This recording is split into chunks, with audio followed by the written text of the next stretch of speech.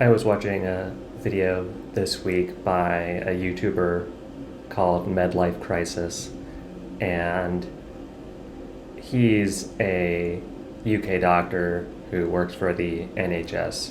And this video was about a early experience for him as a doctor where he learned a lot from a patient named Jerry and Jerry's family. And I really enjoyed that video. It was a very touching video about his own personal journey and experience with this family over several months.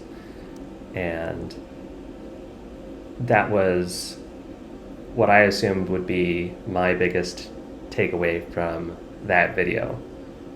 But actually, what my greatest takeaway from that video was in the outro, where he's sort of winding down and talking about how he's so happy to be a doctor, even though being a doctor is very difficult, both in terms of skill and in terms of mentally taxing, all those types of things. And he said, just not prompted at all, how there is spectacularly deteriorating working conditions at the NHS. And he wasn't trying to make any sort of grand statement about the NHS or its funding. He's just talking about his personal experiences and how it's making life difficult for him because he's trying to be a doctor, and when there's spectacularly deteriorating conditions in the NHS, that's going to affect him. It's going to affect his patients. And so, I don't experience the NHS at all, in case you can't tell by my accent. I hear news stories about how it's getting worse. I don't experience it getting worse. So when there's personal testimony that I run into where it's not just the graph, that there's real doctors, real patients that are experiencing these deteriorating conditions, and it makes sense with my own personal understanding of the situation, but it really sucks hearing a doctor say that they're experiencing it themselves. And if the NHS continues to make their working conditions spectacularly deteriorate, then it's going to make his life harder, and it's going to make his patient's life harder. And when there is an idea that we can fix this problem in 2 years, that's 2 years that is going to have the NHS continue to deteriorate or continue to be in this sort of state of not being what it once was. And that's going to affect a lot of people in these next 2 years. Correct implementation of tax policy is the job of experts and government and civil service. It is not the job of YouTubers. All right, so we'll do one on implementation of wealth taxes and how to reduce inequality. And the reason we have to do that is because we are increasingly doing really well on narrative. We are influencing what the media talk about. We're influencing the debate on this. We have a massive presence in the debate now. Governments are failing, especially the government here in the UK is really unpopular. They will have to do something or they will lose really badly in the next election. And increasingly, we are looking quite well positioned to be the way that they might have to turn. So they either have to go to the left with a more populist wealth tax, or they have to go right with a more populist, but for the right, anti-immigrant, send immigrants home kind of strategy. So they might come to us and we might get something. And what worries me is there is a phenomenal naivety at the moment in the way that people are talking about wealth taxes. basically. And basically, the people seem to think that the government can just turn around and say, okay, let's do wealth taxes, let's tax the rich now, and things will be fixed, right? The truth is, and I've always said this, I've never tried to hide this, actually raising taxes on the rich is going to be really, really hard for a variety of reasons, right? Okay. One of the biggest reasons is obviously they control a lot of the media narrative, they can sell a lot of... I mean, do they? Because they don't control the media narrative on YouTube. So, like, this is a good example of media that is not being controlled by the rich, and people choose where they watch their YouTube videos, who they watch on YouTube, without being controlled by rich people. And the rich are losing the media narrative because people can see things are getting worse. And when there's real life going up against a media narrative, real life tends to win. Yeah, stories, if you tax us, we'll leave, or they can do a lot of sort of personally attacking of me as an individual. But the truth is, there are things they can do, and you need to deal with those things. Like, the truth is, they can leave, right? And I've always said, and I constantly believe, you know, look at the Abramovich situation, which shows, like, here's a rich man who tried to leave, and we just said, okay, well, you can leave, but if you're going to own British assets, we can tax British assets. So it sounds like you can tax British assets. I'm not quite sure where the complication for taxing British assets is coming from. And that's always been my comeback to that, and that is true. But you need to make sure that you have your legal systems in place. Like, people sometimes ask me, you know, if you were Chancellor, what would you do? If you were Prime Minister, what would you do? And I always turn around and say, listen, goddamn, like, it's not that easy. I mean, that's what delegation is for. If you're the Chancellor, then you have somebody else manage a team which comes up with the implementation. It's not the Chancellor's job to design a wealth tax. It's not even the Chancellor's job to directly manage creating a wealth tax. The implementation and the design, the correct implementation and the correct design of this tax or these taxes, it has to be so good. I mean, it has to be better than what's happening right now, which is definitely not so good. That's what I was talking about at the beginning of the video.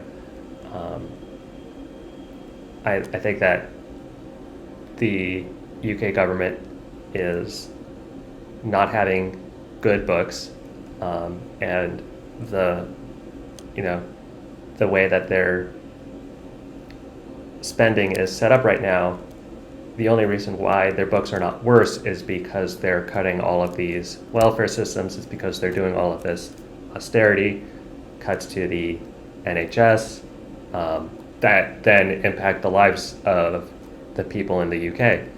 And so I think that it having to be so good is too high of a bar, because what is going on in the UK is not so good.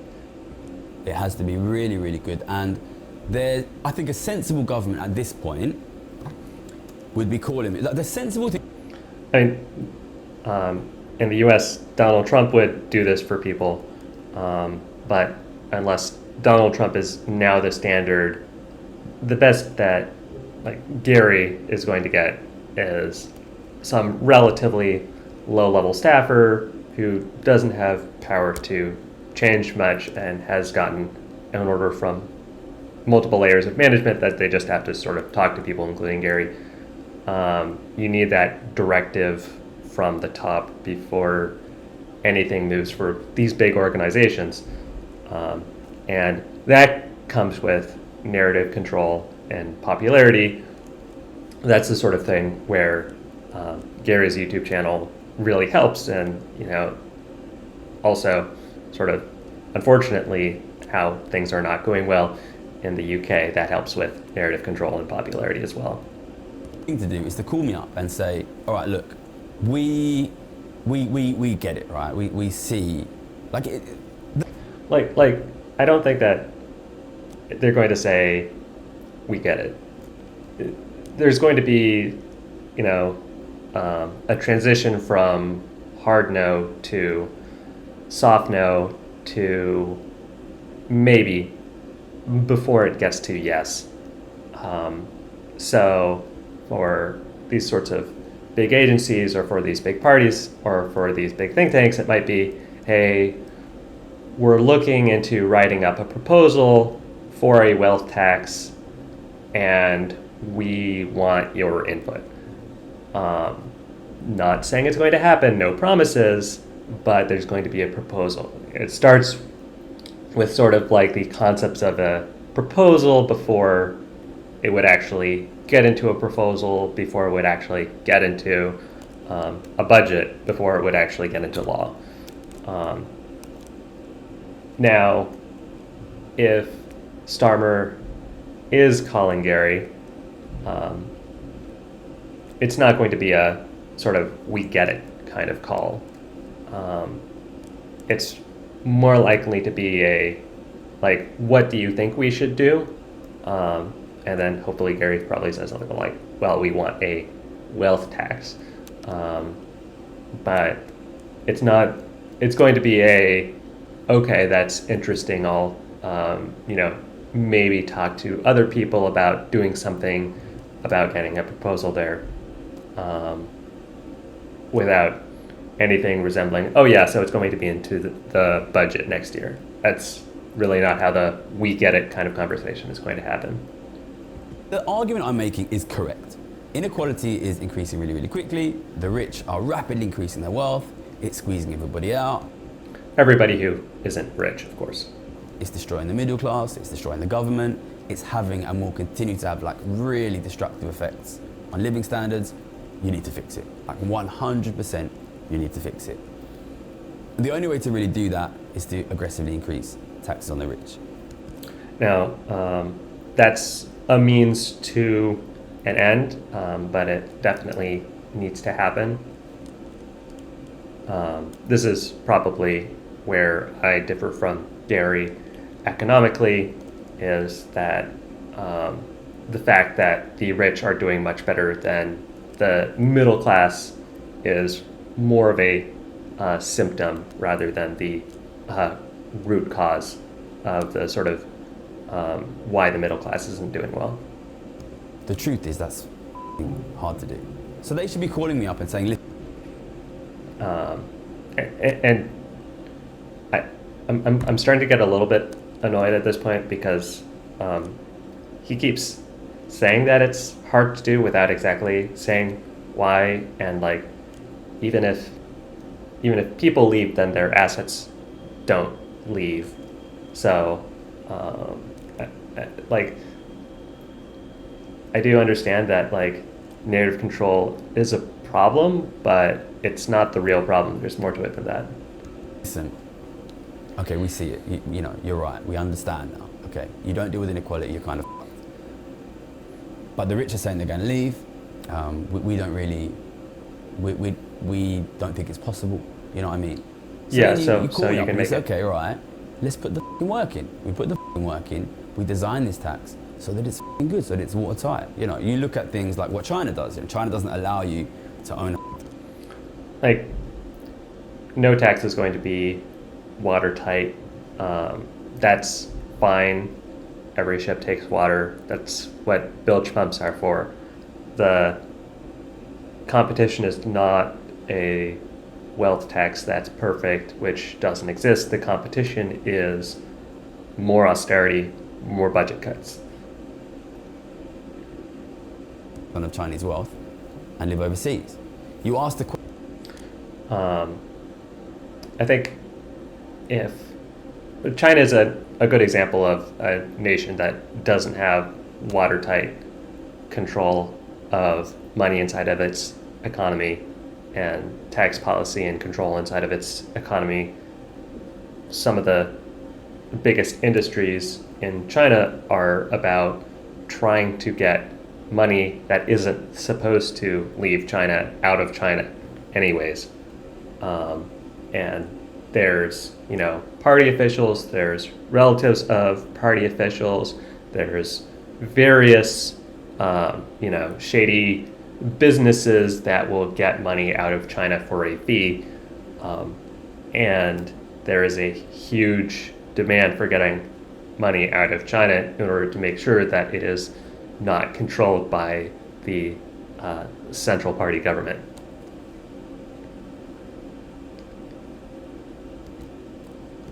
We designed this tax so that it's f***ing good, so that it's watertight. You know, you look at things like what China does. You know, China doesn't allow you to own a ton of Chinese wealth and live overseas. You ask the question, So this is interesting. So, like, China definitely doesn't allow people to do that. I'm not sure whether, like, European countries or American countries would have to do the same. It might be completely fine to just do a tax on like overseas holdings or holdings by entities that are overseas, because, like, realistically, if it's harder to control, if it's harder to tax, if it's harder to make sure that these entities are working in the interest of, in this case, the British people, and not just in the interest of that overseas entity, that's a real cost that ultimately is inflicted on the state and on the citizens of the state. And so if there's a higher tax rate for overseas companies, for overseas billionaires, for overseas holders of British assets, I think that for a European country like the UK, I think that would probably be good enough. I don't think that there needs to be a hard ban like there is in China. realistically discuss the question, how much can the UK do by itself? Or That's a good question. The UK can do some things by itself, but it will be better if there is more international cooperation. The corporate minimum tax is a good example of that. But it's not like the UK needs to wait for other people in order to add a wealth tax. And maybe the wealth tax could be higher if there was more international cooperation, but the UK can create a wealth tax. That's something that's well within the UK's ability to do by itself. realistically, do we need international cooperation? International cooperation is achievable. If you look at when we last significantly reduced inequality, it was in the aftermath of World War II, and it was done internationally. This is internationally in the context of the US doing most of the monetary lifting, and the US being a singular nuclear and economic power in the world. And I don't think that this is the world that we live in right now. Everybody did it together, and it worked. The truth is, this would be difficult for the UK, specifically the UK. I think a massive country like the US. This is a good point, because the UK is sort of in the middle class of countries, and much like the middle class within any given country, the middle class of countries also get squeezed by the same kind of dynamics that cause the middle class of all types to get squeezed.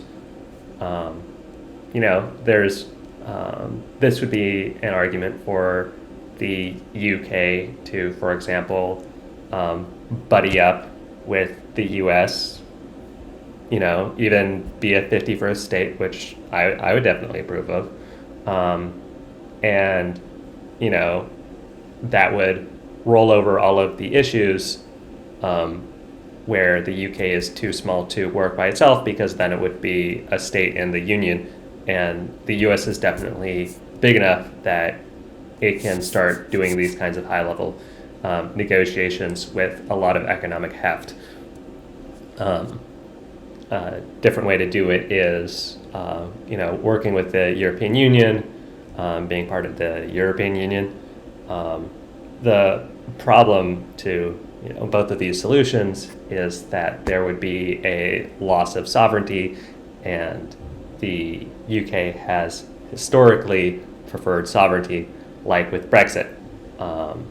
I think the US could treat the UK pretty well, but there is a trade-off between sort of national sovereignty and negotiating power for things like wealth tax, and that's for a nation like the UK to decide for itself which one it kind of wants to prefer.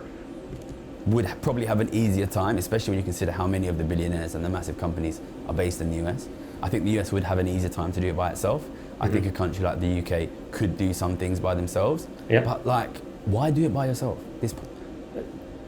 You do it by yourself because this is your country. You can do things in your country by yourself without having to rely on everybody else to do exactly what you want to achieve your goals. This is the point of national sovereignty. If you're not going to do things by yourself,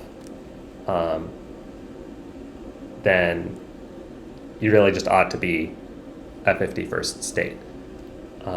If you can't do things by yourself, if you're not going to do things by yourself, there's no benefit to taking on all of the downside of being a mid-sized country without any of the benefits of national sovereignty. The problem is happening everywhere. We have a mass opportunity to build something internationally here. But then this is scope creep, and this is really bad for getting anything done.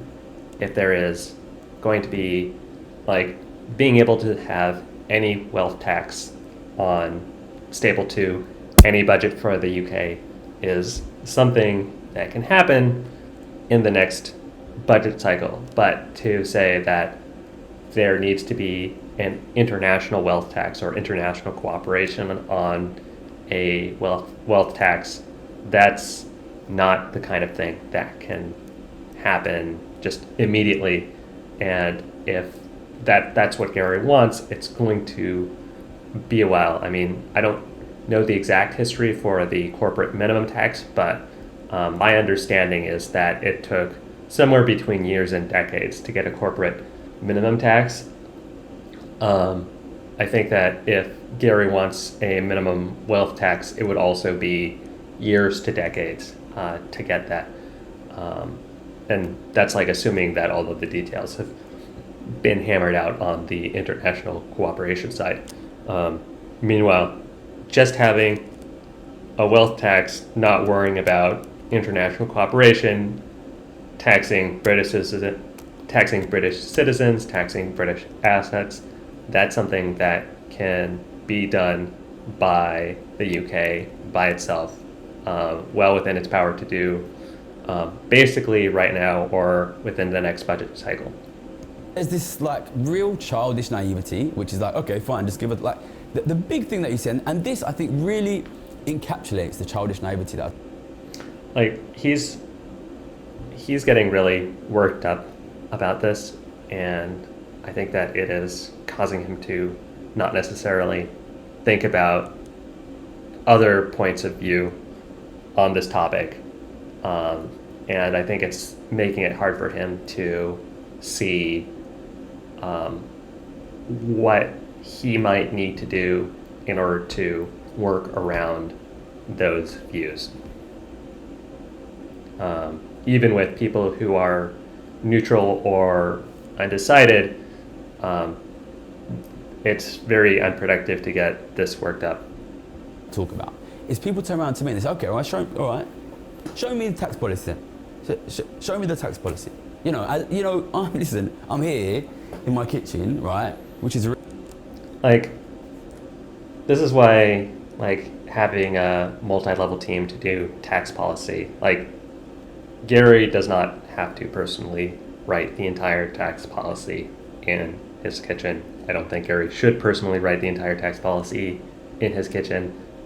The purpose of the government or labor agreeing with Gary on broadly we should have a wealth tax is to kick off an effort to and assign a team to create the wealth tax.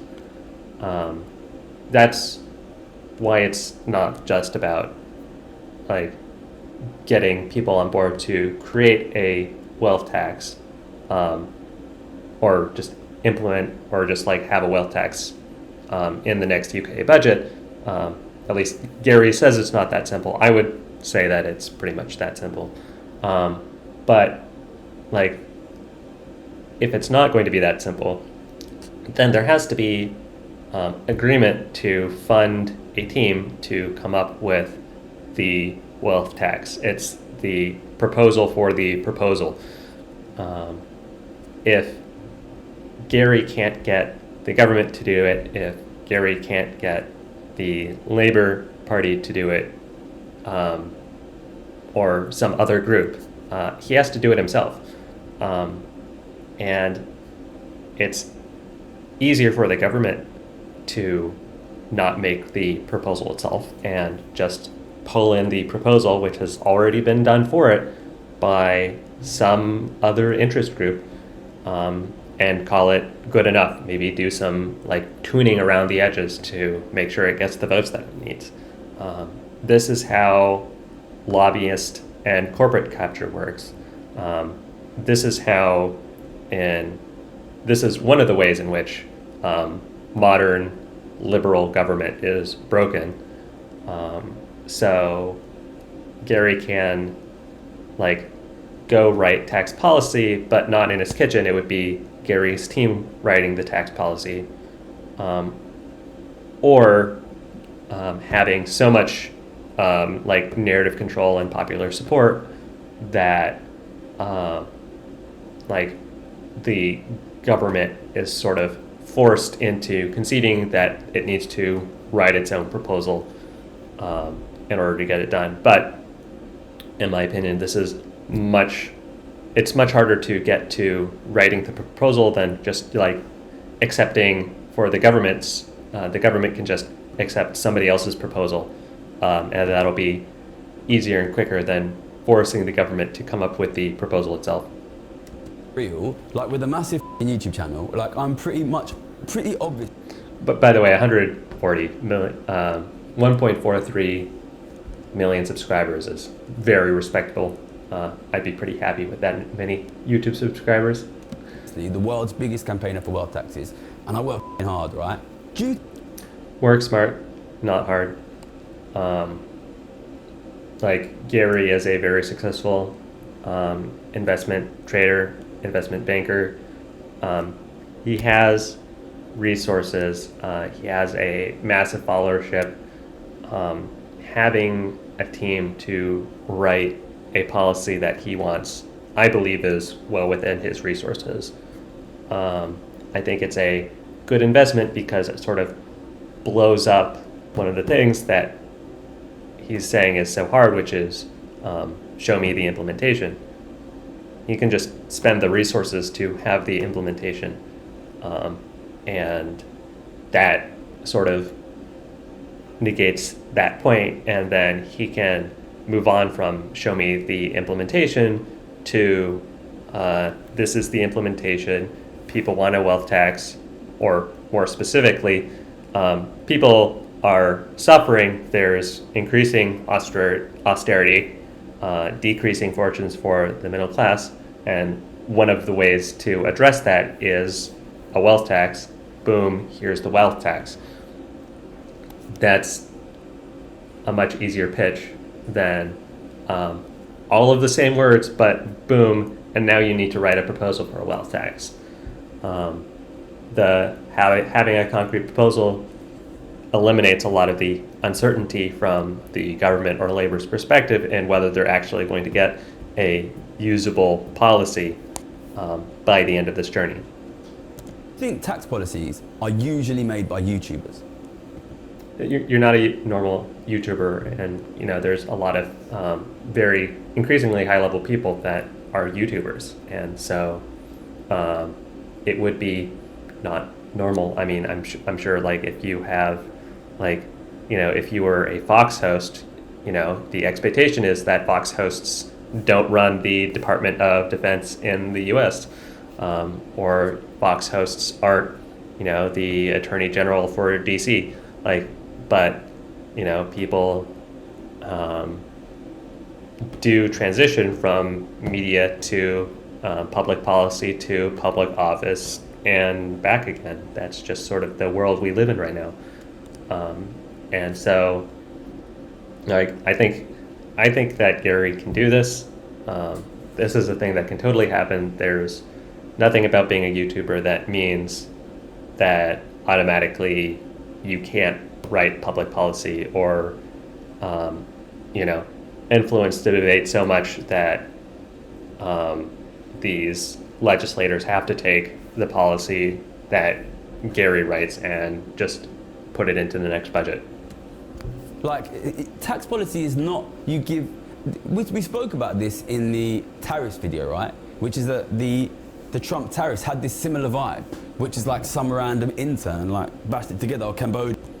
Like I think this is a demonstration that if Gary was writing a wealth tax for Donald Trump, it could have the effect of having a random intern bashing it together, but then there would be a wealth tax. And actually, I think it could be a lot stronger if Gary was responsible for helping write it to be a lot better than just a random intern bashing it together. If Gary's going to be so obsessed with perfectionism, then that's going to cause a wealth tax to not happen, and that's going to continue to lead to more budget cuts, more austerity for the UK, and more destruction of the middle class in the meantime for all the years that there is no wealth tax in the UK. Yeah, Cambodia, you know what I mean? Like, what is this idiocracy behavior? Listen. This is governing. This is not having perfect be the enemy of the good. This is moving with speed, thinking about the problem really hard is not as good as action. If you want good tax policy, you need to pay good fucking tax people, and you need to sit them in a room for a long fucking time, and you need to make sure they design that policy. Yep. And the government does not want to pay for it. Labor does not want to pay for it. They want you to pay for it. And actually, if Gary crowdfunded this, I think that he would raise, thousands of pounds in the first week. I think that this is something that could absolutely be done and funded by Gary, and if not singularly by Gary, then Gary's audience. Even if I was the fucking smartest guy in the world, you wouldn't want one fucking guy to do. Gary, get a team. Gary does not have to do this by himself. This can just be a multi-level effort where Gary is sort of the symbolic fundraiser rather than the actual person that writes the wealth tax or the person that manages the wealth tax. This does not have to be a one-person operation. This is not. Can you remember that Little Britain write the theme tune, sing the theme tune? It's like, all right, you're the campaigner, all right? You make it yourself then. What? So they really want you to spend the money and get it written. It's not about who writes it, but it's about who spends the money to get it written. There's some part that's the policy side, but if we're talking about writing the proposal, the debate is about who funds the proposal, not the proposal itself. And I'm sure this is frustrating to Gary because he wants to talk about the wealth tax and not funding the writing of the wealth tax. But if there's no wealth tax on the table, then people are going to discuss funding the writing of the wealth tax or the proposal for the proposal. And I think the more that Gary can do to move from the proposal to the actual proposal itself, his movement, his attempts to actually get a wealth tax in the UK are going to move a lot faster and are going to be a lot more successful. What have we become as a country? Like, listen, if you want good like, this is actually a good commentary on how the legislative branch has failed the British people, and pretty much in all democracies where legislators don't write their own laws anymore. Like, some of them don't even read their own laws anymore. This means that they get captured, hopefully by people like Gary as opposed to just corporate lobbyists. But they're captured by the people who do the job of legislating for them and write the policy, help write the bills, and then once the bills get written, then there's all of the same types of people that go and help fund the re-elections for these legislators. And so a lot of it ends up being like lobbyists, corporate lobbyists, doing the work of legislators, funding all of the things that the legislators are supposed to do, and all the legislators do effectively is get voted for and sit in a fancy office. There's nothing particularly democratic about this other than the literal election day. And so I understand that, like, Gary might not like the sausage factory part of this. He might not want to be part of how the sausage gets made, but like, when we're talking about like actual implementation of a wealth tax, like, this is what it means to be an insider. If he just wants to campaign from the outside, that's fine, but if he wants to have an impact on how the wealth tax is made, then he kind of has to get his hands dirty when he's messing around with the levers from the inside of the machine.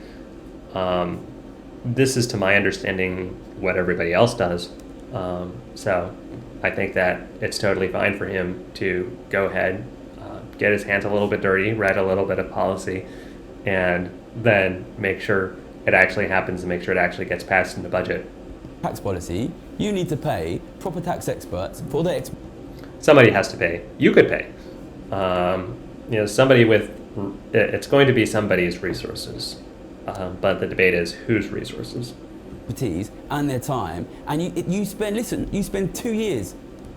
That's 2 years that the UK, that the middle class of the UK doesn't have. It's 2 years that there's going to be continued austerity for the NHS. And this is why, Trump had a very brute force policy for tariffs, and he got tariffs done within 100 days of taking office. And there were a huge number of problems with all of the details about tariffs, other than that it happened basically immediately upon taking office. And so if you want a wealth tax now, it might be bad or messy, but that's okay because it's better than not having a wealth tax at all. It's better than not having continued austerity and continued destruction of the middle class. So Designing the tax policy, obviously, it's idiotic, this approach. it's acting with urgency. Listen, I would be more than fucking happy to be involved in making sure this tax policy is designed well, obviously. You can maybe do it yourself, or better, get a team to do it for you. But the way that you do that is you get the tax experts, you talk to me, you talk to the other guys, you build a team. Or you could help build the team, or rely on other people that are using your resources to create that team. That's one way to make this process go faster. Of proper good tax experts, you think about the question of how do we deal with people who leave the country? Can we still tax them on the UK assets, like we did to Abramovich, like China does? You look at how these issues were dealt with in the past. You look at how wealth inequality was reduced significantly in the 20th century. You have sensible discussions. But again, it doesn't have to be everybody else.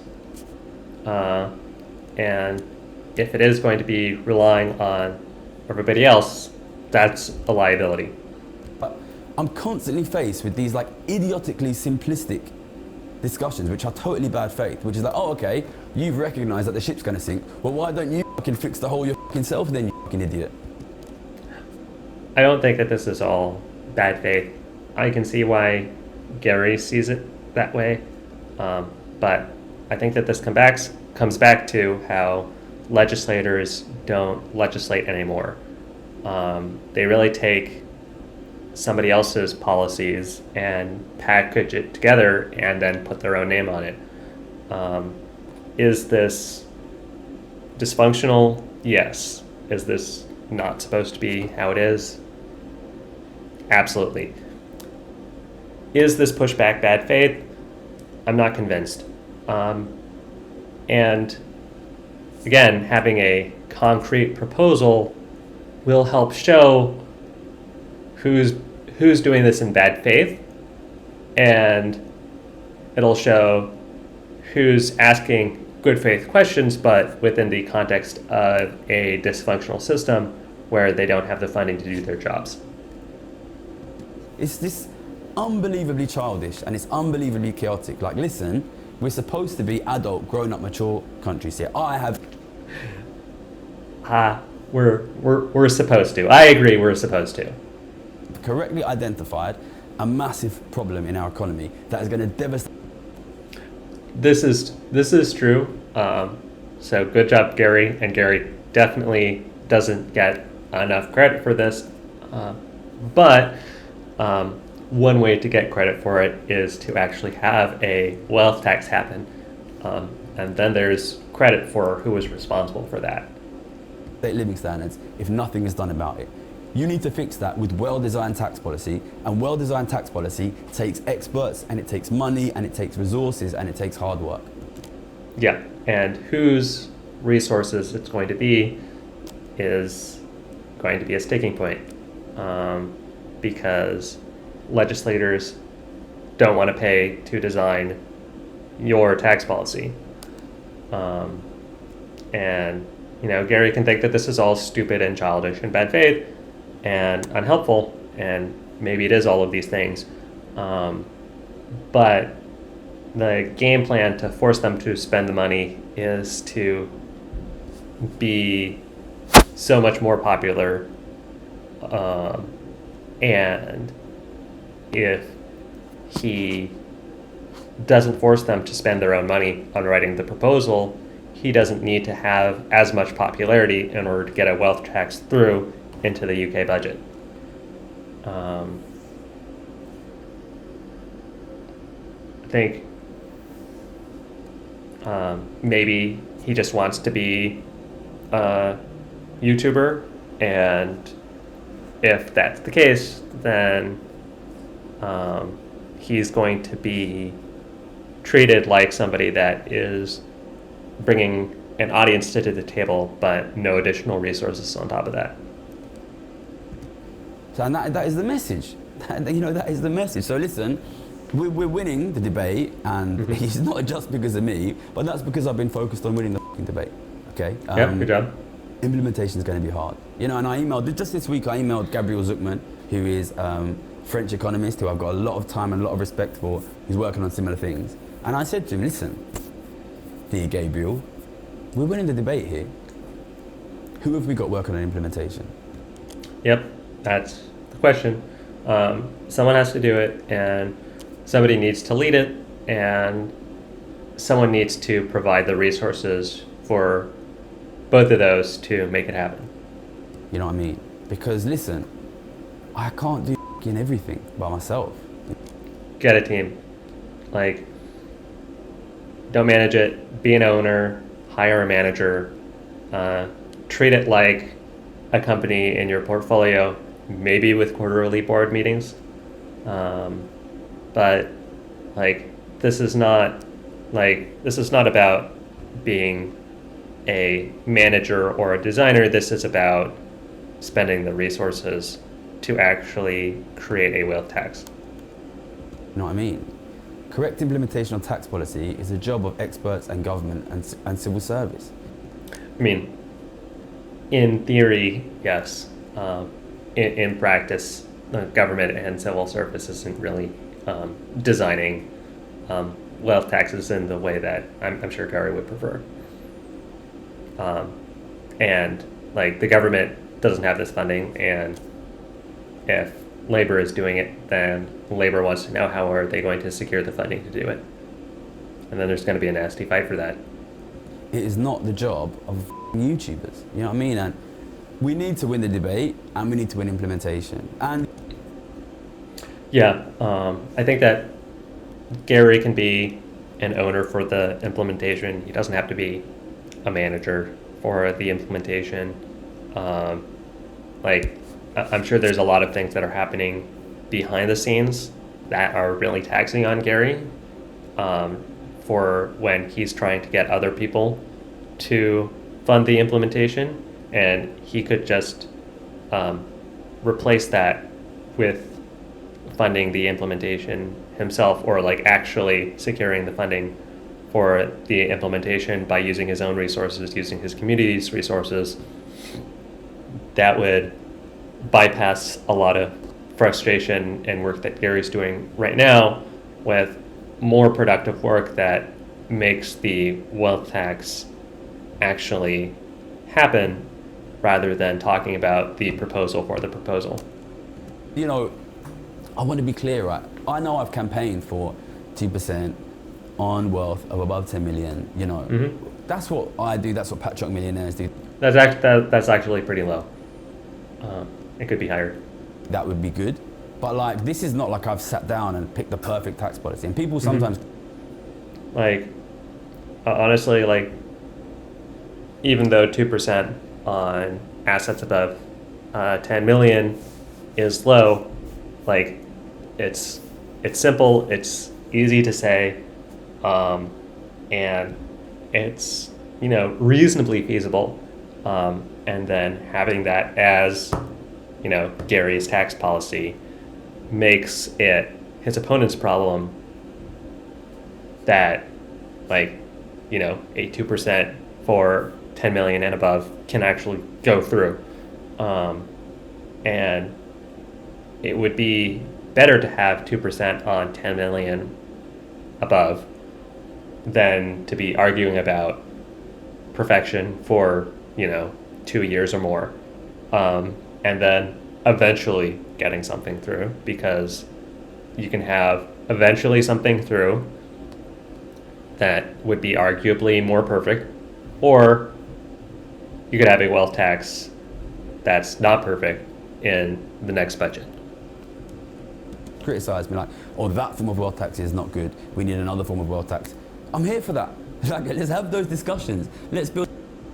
Like, you can have those discussions, but like, there's discussions and then what's actual law, and like, they're, you know, having discussions in the context of laws not happening. So everybody is just going to, you know, keep yapping, and meanwhile, nothing is happening other than the middle class continuing to get destroyed.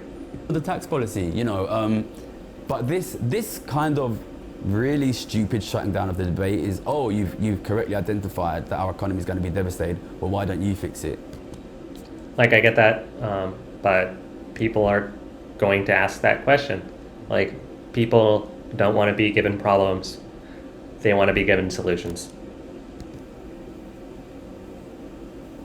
We need to grow up, basically. We need to grow up. But this is by far the weakest thing that he said in this video, and also the thing that's least likely to happen.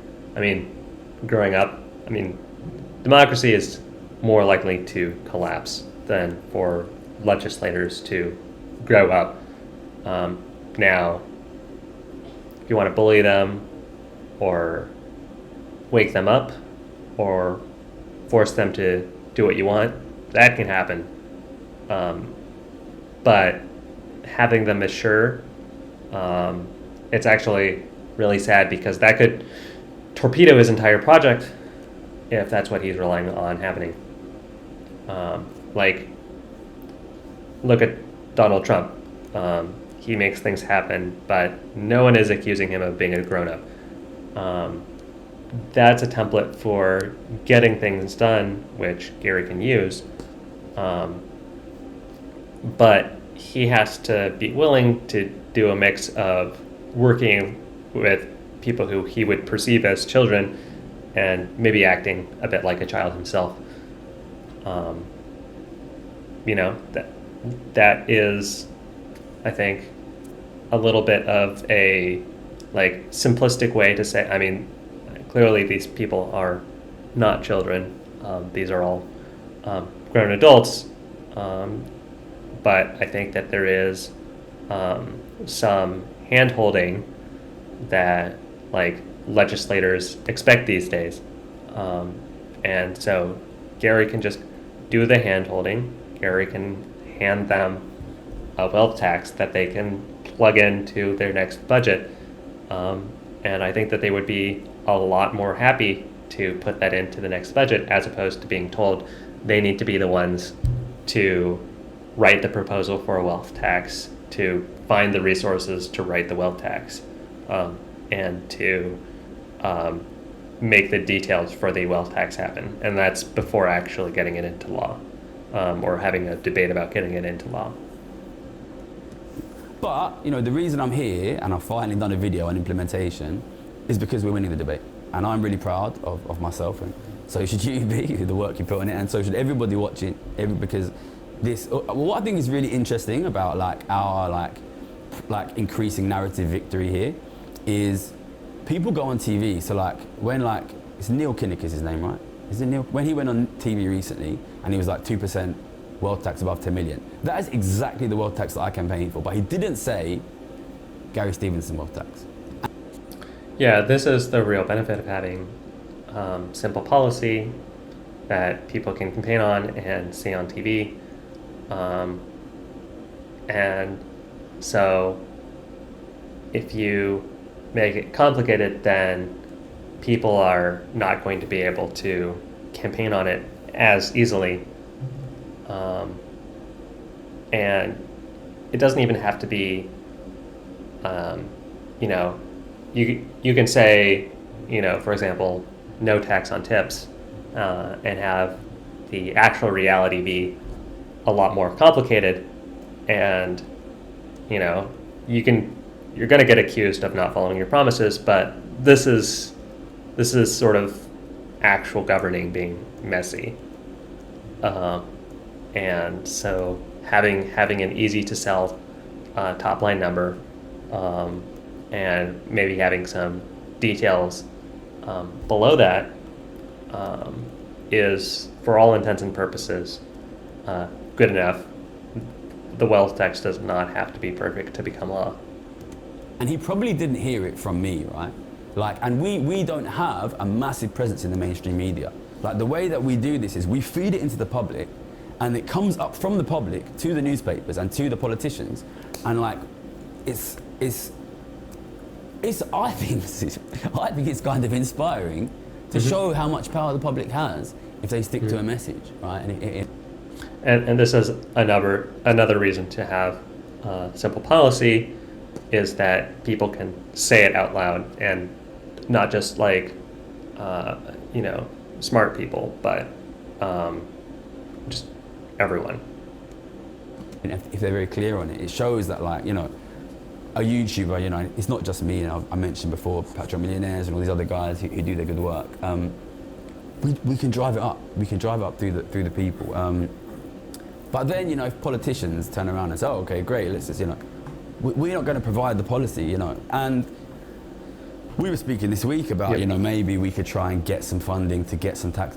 I'll be honest with you, I'm busy here, you know what I mean? And it's Yeah, I get that, but like, getting funding is a huge step to getting a wealth tax from a proposal for a proposal to an actual proposal to actual law.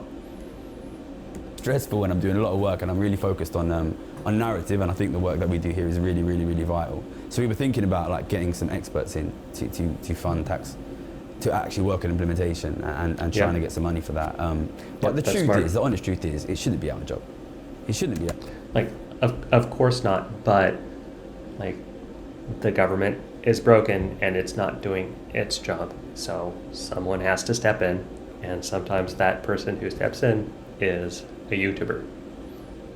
Our job, and I know, I do a lot of jobs that shouldn't be my job, but I would like to do a shout out to governments, not just here in the UK, right? Because it's an international problem. Governments, and real governments that want to fix the problems.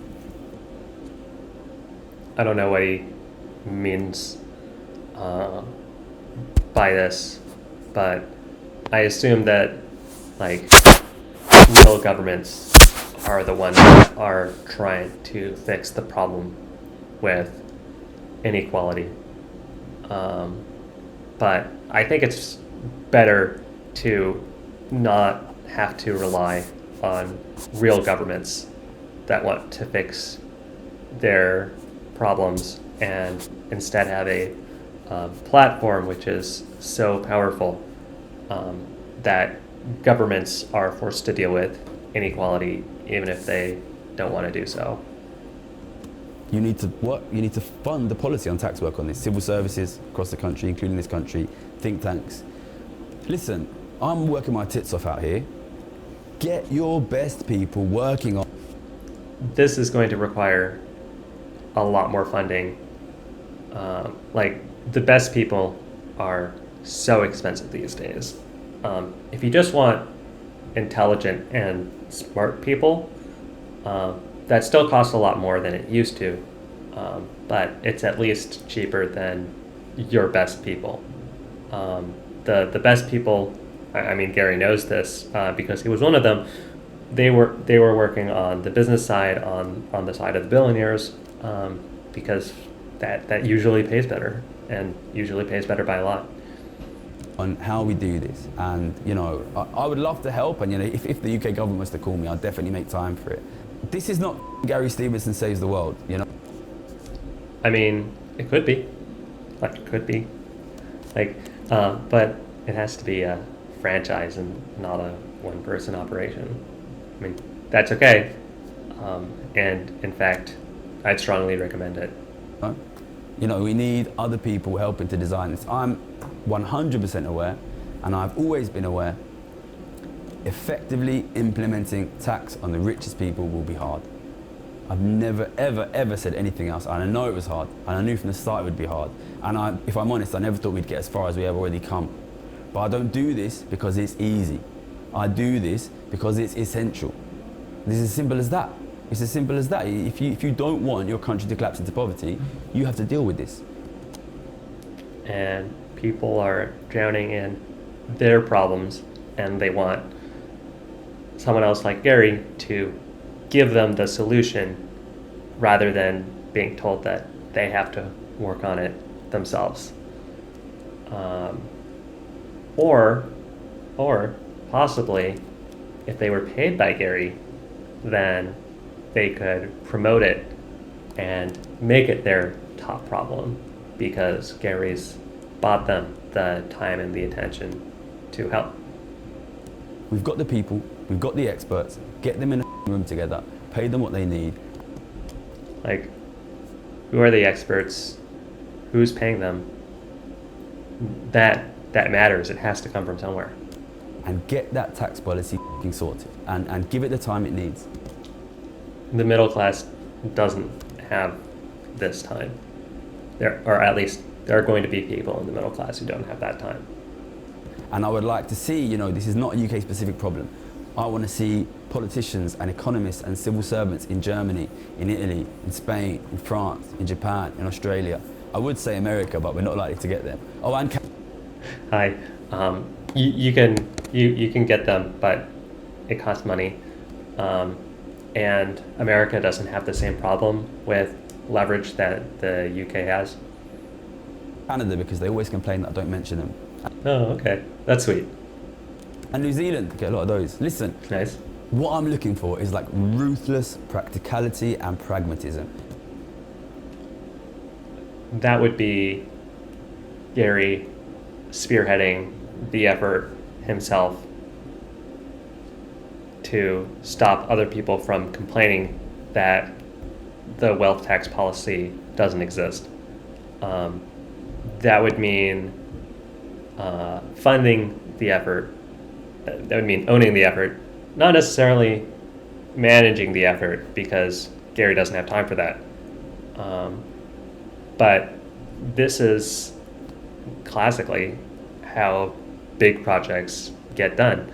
And people complained about Oppenheimer being a politician instead of a nuclear scientist. It's like there were other nuclear scientists that actually worked on the physics in the Manhattan Project, and Oppenheimer was largely just a figurehead, like a politician, working on making sure there was funding. He didn't have the time to do the physics himself. That was other people's responsibility. There's no shame in accomplishing something and in exchange not being a direct contributor. In many ways, that's sort of inevitable for any big project that's bigger than yourself. How do we effectively get wealth back from the very rich, or at the very least stop them from taking more of our wealth, which has an understanding of the fact that a lot of those rich are domestic, but a lot of those rich are also overseas, and they're immobile, and how do we deal with that? That is a thing that can be dealt with. It's been dealt with in the past. It can be dealt with again. And people want to see this as a plan and not just a promise. And it's not necessarily bad faith or childish to actually want to see the actual plan and not just a promise to make a plan. And I will always say, when people say it's not possible, it was done in the 20th century. It was done in the 20th century. Inequality was reduced massively, and we should look at how they did that. On international cooperation, there is a minimum corporation tax now. Yeah, I mean, that's Gabriel Zucman. I'm pretty sure that's Gabriel Zucman. And I'm not the only guy out here. I'm very visible. I've chosen the YouTube strategy. But I mentioned Rebecca Gowland and Patrick Millionaires, Gabriel Zucman, Thomas Piketty, Aaron Advani, and there'll be 1,000 other guys across the world doing this work. All of you boffins out there, tax experts, economists, start building these policies. With what money? With what resources? And by the way, if you want to do this on the cheap, this can be done on the cheap. Spain has a wealth tax. Norway has a wealth tax. Switzerland has a wealth tax. And there's also very common wealth taxes that already exist in, for example, even the US, like property tax is a form of wealth tax. There's estate taxes, expatriation taxes. These are all real taxes that exist that can be copied, not just invented. So if you want to get tax policy, like real tax policy for less than like £10,000, that's something that's achievable. And it might be dirty and imperfect and not deal with all of the corner cases, but that's still enough to raise a lot of revenue that would otherwise have to come out of austerity or raising taxes for the middle class. And that's something where the alternative is that the middle class continues to get destroyed. And so that's going to be a very powerful alternative that's going to be hard to shoot down by labor, by government, when it comes to the next budget cycle. Start building these policies. Once we've won this debate and I stop having... you don't win the debate. You get the policies in law. That's the real winning. And then once the policies are in law, people are going to continue to debate, continue to say that they're wrong. But then the debate continues in the context of wealth taxes being the law of the land. To argue it again and again, I'll come out there and I'll help you build the policy, but I can't. So again, this is the wrong order of operations. It should be write the policy, get the policy in law, and then there's going to continue to be debate. Maybe decades from now, there won't be the debate. Like there's not a debate right now about whether progressive income tax should exist, for example. But like there would still be many years before the same thing might happen for a wealth tax, and part of that is because until a wealth tax gets tried by more countries other than a few European countries, then there's going to be a debate of, oh, well, those are the exceptions rather than the rules. Once the wealth tax becomes law, then the debate is going to continue to happen. And then maybe Gary can focus on sort of winning debate, but the real winning is when the wealth tax becomes law. Do it myself. Implementation will be hard. You have to do it. Okay. And again, I think Gary will go further with solutions as opposed to just problems. Making the videos. Let's get you boffins to start making the policies. Listen, we've got 4 years in this country before the next election. I don't agree with that. I think that's what the law says on paper, but I think that sort of assumes that the UK is going to continue to be stable for another 4 years of destruction of the middle class. There is going to be, more, assuming that nothing else happens, more austerity, more budget cuts, more taxes on the middle class. There's going to be mass protests on the street for years, and I think that's the best case scenario.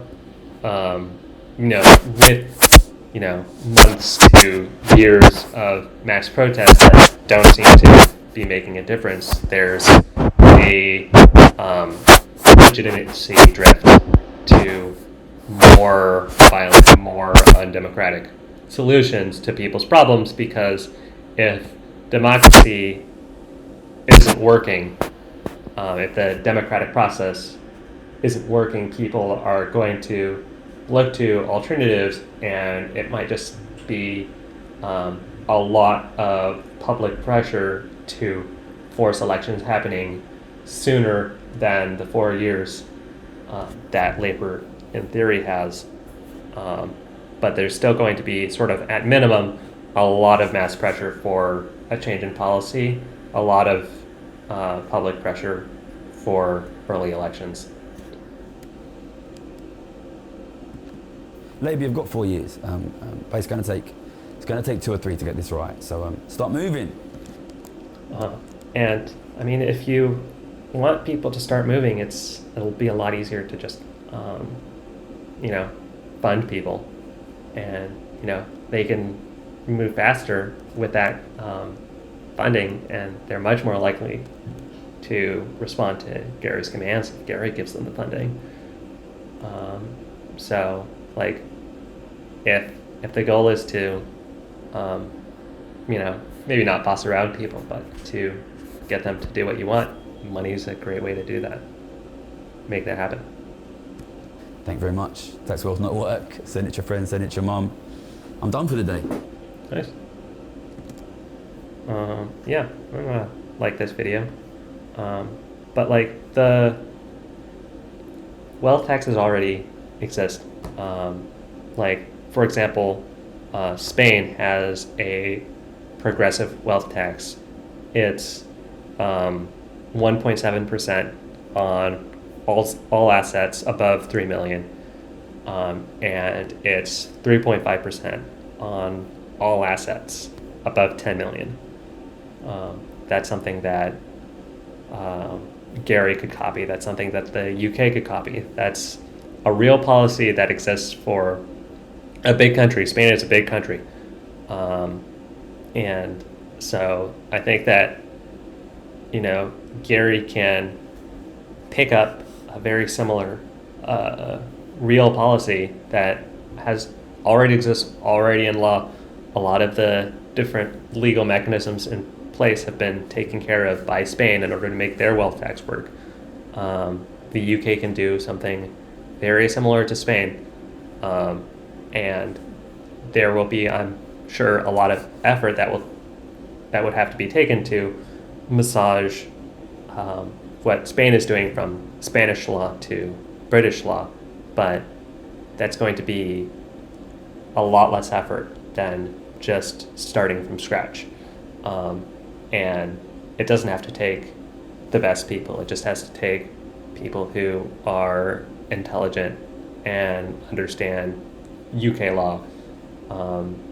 And so I think that that's well within what Gary can do within its resources. I think that's well within what Gary, with help from his community, can do with their collective resources.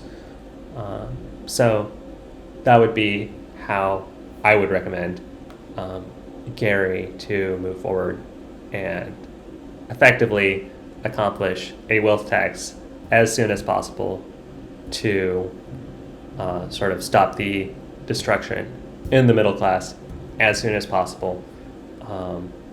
And so I'm really hoping that that's one of those things that can happen, and that's one of those things that I'm hoping that maybe this video can do a little bit in moving Gary towards, and maybe the people watching the video, maybe you're watching the video, maybe you can help push Gary in this direction, and make sure that tax wealth not work is something that happens in 2026 and not just in 2028 or just some arbitrary date in the future. So if you like this video, give it a like and subscribe. That helps this video go to more people. That helps make this message more effective. And it also helps you see more videos like this in the future.